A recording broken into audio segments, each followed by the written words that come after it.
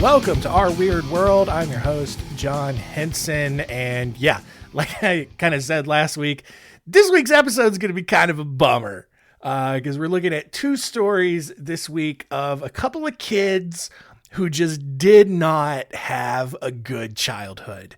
And we're going to just jump in real quick. We're going to rip the Band-Aid off and see why. I don't know why. I guess, I don't know, man. Like I'm getting so soft and maybe it's because I'm about to be a parent or whatever. And I knew it would happen, but like, I don't know, like a few years ago, I was very skeptical and critical of like this whole concept of like, for example, when a ship is sinking, everyone's like, oh, save the women and children first, or save the children and the elderly. And it's like, those are the two groups of people that should be at the bottom of the list, right? Women, I get, all right, we need the women around. That's fine. But like the elderly, why save the elderly? They've lived a full life. Let them go, right? Kids, we don't know if kids are going to turn out okay or not, right? It's total crapshoot. What if they all suck? You know, like they haven't gotten that far into life yet. Let's let them start over. But I think the reason why this week's episode is so tough is because they were pretty old kids and they still had a lot to deal with. And it wasn't like a quick death or a quick ending to anything about their story. It was so drawn out and prolonged.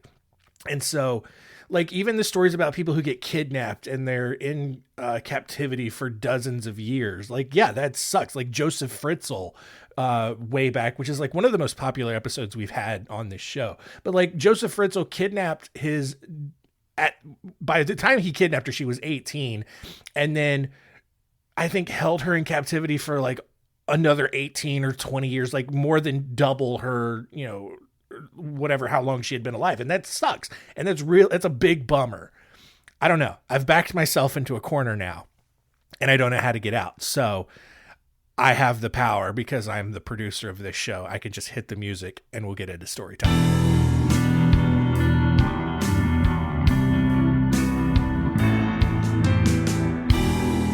Story time. That's also the beauty of this show. It's like I don't really like prep a ton of notes. Like I have the story that I'm going to tell you in front of me, but everything else is pretty much ad-libbed and improvised right out of the gate. And so I've had this happen a couple of times. I'll get started on a point and then I realize, oh no, that point has no ending whatsoever. You're just going to go around in circles. And so that's what I did. So our first story today is of Candace Newmaker. She was born Candace Elmore in Lincolnton, North Carolina in 1989 to a pair of abusive parents. At age 5, she was separated from her younger brother and sister and was ultimately adopted by Jean Newmaker from Durham. Unfortunately, Candace's early years with her parents had already turned her into just a terrible child. And so shortly after her adoption, Newmaker took Candace to a psychiatrist where Candace was put on medication because, I mean, that's the easiest answer to all of life's problems. Like, don't try to fundamentally change who you are as a person. Just take drugs. And that works in some instances, but not all, especially like this one. Because the drugs actually seemed to make things worse. And Candace soon developed a fascination with lighting matches and killing the family's goldfish, which two early traits of a serial killer. And like, spoiler alert, she does not become a serial killer. But she's on that path. And we've seen this in a lot of like serial killer episodes. Like as a child, they're obsessed with fire, and it always gets me. But they're obsessed with fire and killing animals for no reason, just lashing out. So when Candace was 10, her psychiatrist referred her to an unlicensed therapist named Connell Watkins in Colorado for a $7,000 2-week intensive therapy sessions. And that's how you know that your kid sucks. Like if your psychiatrist, like we've put them on all the drugs, we've tried all the therapies. We're gonna go. Let's get experimental now. So here's this quote unquote therapist, big air quotes on this one. And they're out in Colorado, and just go. And it's a 2-week thing. Just let's try that. And so one of these sessions at Connell Watkins' office was a rebirthing session, which was actually Watkins' specialty. And this is what happens. So at the start of this rebirthing session, Jean Newmaker, 3 other adults, and Watkins herself wrapped Candace in a flannel blanket, which was to simulate a womb. And then Candace was instructed to extract herself from it. And the whole idea of this, according to Watkins, was that this experience would then help Candace attach herself to her adoptive mother, Jean Newmaker, because that would kind of be the first person that Candace would see when she comes out of this. And it would also let her be able to let go of the abuse that she experienced from her birth parents in the first few years of her life. So during the session, 4 of the 5 adults in the room, like, they wrapped her up in this blanket, and then they used their hands, feet, and pillows to hold Candace down inside this blanket to simulate contractions and make it really difficult for her to free herself from the womb. And Candace, like, she's really struggling with this. She can't get out. She's screaming for help and air. She can't breathe because she's, like, trapped inside this heavy blanket. And she said on multiple occasions that she was dying. And the adults in the room now, thinking that Candace was just being an overdramatic little brat, completely ignored her. And they continued holding her down. And was just like, no, you got to get out. And, like, Julie Ponder, one of the adults in the room, she gets crazy into this. Like, she gets tired of Candace complaining, and she just goes, oh, you want to die? Okay, then just die, Candace. Go ahead and die right now, Candace. And she's just egging her on like that. And, like, those are direct quotes. And 40 minutes into this, Candace was still trapped inside the blanket, which by now was full of her own vomit and feces, which I guess is really like an actual childbirth. I don't know. I'll find out. And 40 minutes into this, and they're at this point, like, they're not helping this girl birth herself. They're just legit torturing her. Jean, who had been instructed to sit quietly in the corner and watch so that, once Candace had rebirthed herself, Jean would be there. Candace was like, she's kind of getting real uncomfortable, and she's like, baby, do you want to be born? And then Candace, like, it gets real quiet, and all they just hear is no. And then Ponder, who is totally committed to being the worst person ever in this story, she hears that, and she's just like, quit her. She's a quitter. She's blah, blah, blah, blah, blah. And now things have been, like, really escalated. So Watkins, the main psychiatrist, asks Jean and 2 other adults in the room assisting with the rebirthing, Jack McDaniel and Britta St. Clair. They leave the room. So now it's just Connell and Julie Ponder in this room. And once everyone was out, Watkins and Ponder talked for a few minutes, probably to see how they could make this experience even worse for Candace, who they probably thought was the worst child ever, who didn't even want to be born. Like, what a jerk, right? What's crazy is, here's what's crazy though. Like, I guess they just sat the blanket back down. Like, Candace could have just unwrapped herself at that point, but then she didn't. Mostly because they're sitting there talking, and they realize, like, Candace hasn't made any noise or movement in a really long time. So Watkins goes over, pulls back the blanket, and she goes, oh, there she is. And, like, just that cold sort of condescending sarcasm adults use when they've had enough of, like, a kid being a dickhead. And Connell was like, oh, there she is. She's sleeping in her vomit. And that's not really what was happening. And Jean Newmaker, who saw all of this happen, she was a pediatric nurse practitioner. She's watching this happen, and she saw that Candace's fingertips and lips had turned blue, which is not what happens when you sleep. So she comes back into the room, performs CPR, calls paramedics. Although they were able to restore a pulse, Candace was declared brain dead the next day. They ended up pulling the plug and she ended up passing away completely. Watkins and Ponder were convicted of reckless child abuse and were sentenced to 16 years in prison.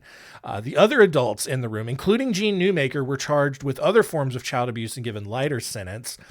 This entire 70-minute session had been videotaped, and so it's out there somewhere. But like, so like when it was like, there was no defense for that other than like, oopsie, it's just, but like, yeah, these adults in a rebirthing ceremony just killed this poor kid who had a rough life. So unfortunate. Our other story here is of, Joseph Hall. So in 2004, Jeff Hall was granted full custody of his two children, Joseph and Shirley, after Child Protective Services had found maggots roaming the dishes in the home where the children lived in the kitchen. The home also had no gas or electricity for heat or air conditioning. And Joseph and Shirley were really only there because Jeff had been on probation for a DUI charge. So like, how bad was their mother when you got Joseph out there drunk, or Jeff out there drunk driving? He, initially loses custody of the kids. And so they go live with their mom, who apparently just doesn't care about the house that they live in. Although Shirley actually seemed pretty normal by all accounts, Joseph was a particularly difficult child. He was expelled from several schools. On one occasion, he tried to strangle his teacher to death with a phone cord. I don't know how you like that. And I mean, 2004. Yeah. Like, I'm sure if you're around my age, I don't even know if high schools or schools even still have this, but a lot of classrooms had the phones either on the desks or hanging by the wall, where it was really more for the intercom or like to the class room to communicate with the main office. And so I can see that, where the teacher's just up there using the phone, and all of a sudden little Joseph runs up and just starts strangling the teacher with the cord. Anyway, doctors diagnosed Joseph with ADHD and noted his low IQ, but really didn't do anything else to help him. Didn't really recommend him for tutoring or any other kind of therapy. They just said, yeah, he's got ADHD. All the kids have that. You're fine. Just do something about it. So 4 years later, the recession hits, around 2008. Jeff Hall, who had been working in construction, construction jobs come to a halt, more or less. So Jeff is struggling now to find a new job. And deep down, Jeff knew that the recession had been caused by the Jews and other minorities, and they had been the reason that he lost his job. And so he started this, that's his opinion, not mine, because he started a local neo-Nazi club. And in October 2009, Jeff Hall led his group in a rally at a day laborer site in Riverside, California. And they showed up dressed in World War II Nazi uniforms.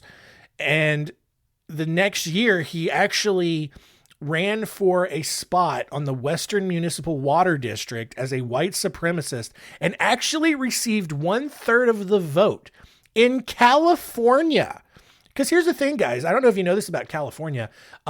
Mostly just the coastal areas of California that are super liberal. Like, you get a little bit farther inland and it's anarchy going on in there. Like, just all of those, especially in the southern part of the state, those desert cities, your Barstows, kind of getting into San Bernardino County and all that kind of stuff. Like, it's pretty wild out there from what I can tell. I've never been, but that's the impression that I get. I've been to Phoenix, which is desert. And I don't know. I just get the feeling that like everyone who lives in the desert is a criminal on the run for something. That's just the vibe that I get from those places. And so you got Jeff Hall out here who's mad at the Jews for causing the recession, in his opinion, and starts a neo-Nazi club.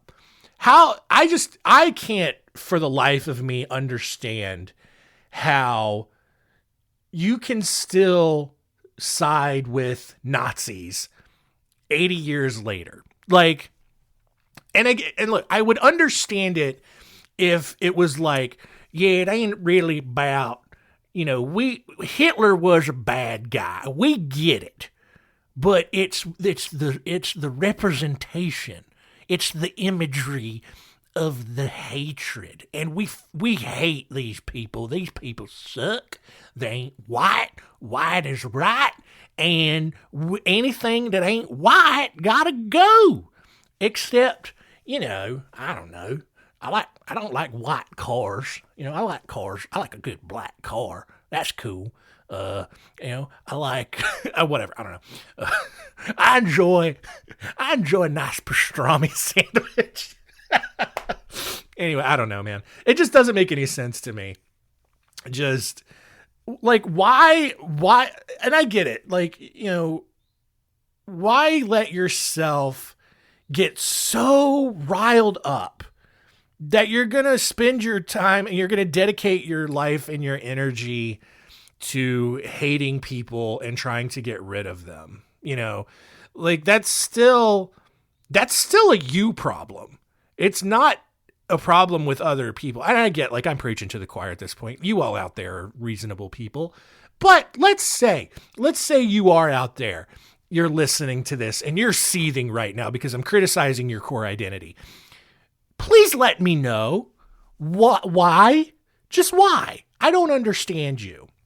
And I would like to. I want to see what kind of mental gymnastics that you have to jump through. Especially the fashion. Like, why do you care about fashion so much? You got to shave your head. You got to wear your, I was going to say Birkenstocks. That's not what it was. The boots, whatever the boots are. Very peculiar about that. You got to have your little symbols and your swastikas, but then you hate gay people who, almost entirely run the fashion industry. I'm guessing, right? Like, look, here's the thing. Jews don't run Hollywood, but I feel pretty confident that gay people run the fashion industry. And that's not a knock on gay people. I'm still talking.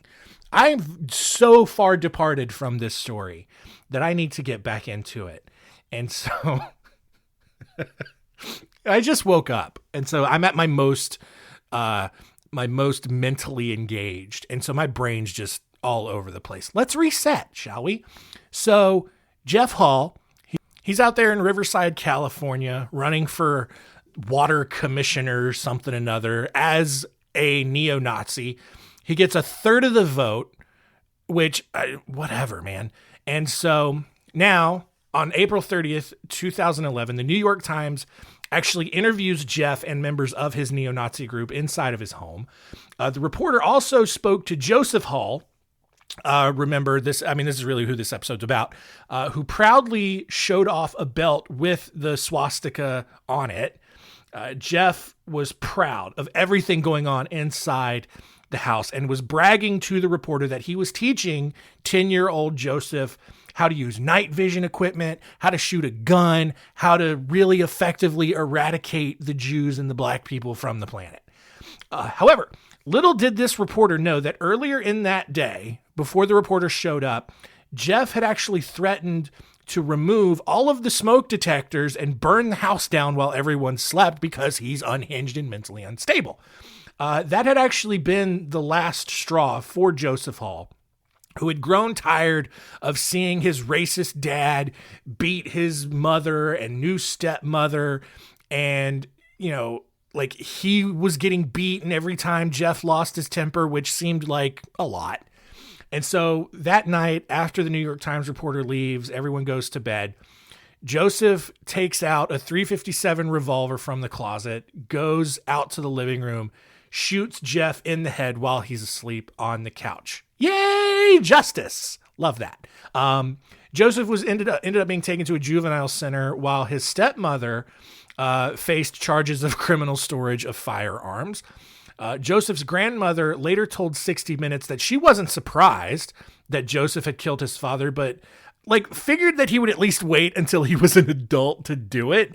So that should tell you everything you need to know about what was going on in that house. Meanwhile, Joseph, he's asked about why he ended up shooting his father.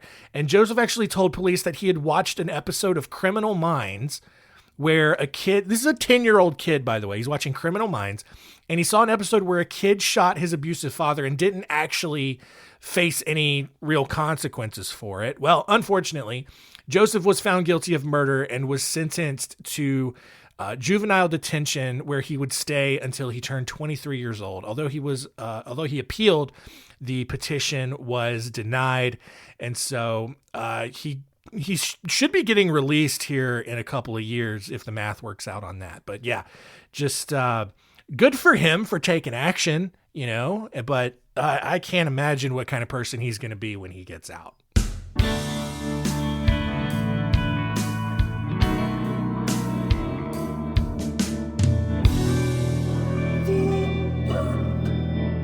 All right. The stories of Candace Newmaker and Joseph Hall in the books. And I've rambled enough. I've gone on too many stupid tangents for this episode. So let's just see what we learned today.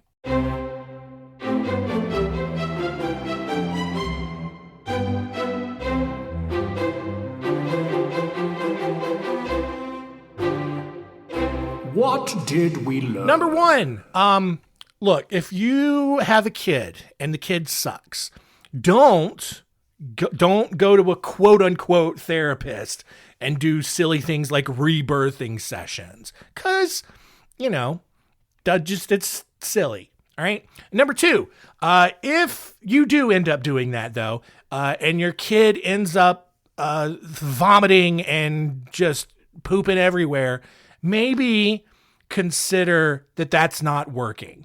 And don't kill them for it. And then number three, kids out there, if you're listening and your parents are neo-Nazi racist buttholes, look, here's the thing. I know you want to kill them, but you can't. That's murder. That's illegal. Just run away. Go to the police. Find some other outlets. Don't kill animals and don't set things on fire. Don't do that. But I don't know, go to police, go through the proper outlets to get this sort of thing handled, and don't go to jail.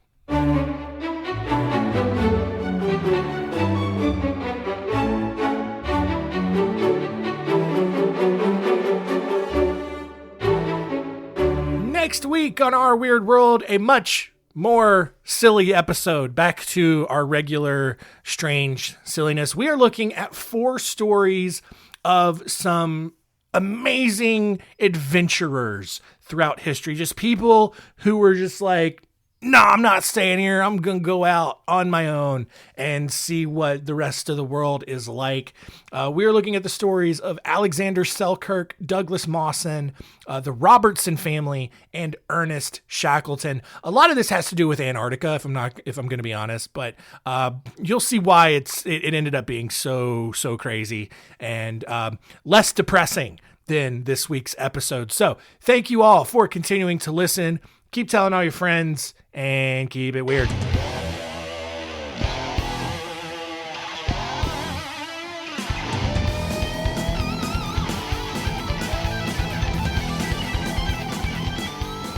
So you think you've got some county line cred because you rode a dirt road or two. You got a mossy oak hat on top of your head and a Southern Pride tattoo. Yeah, you might have drank a little grain alcohol or hauled a little hay, but if you think your boots got more dirt than mine, I got one thing to say. I got a car parked in my front yard with a floorboard full of Slim Jims.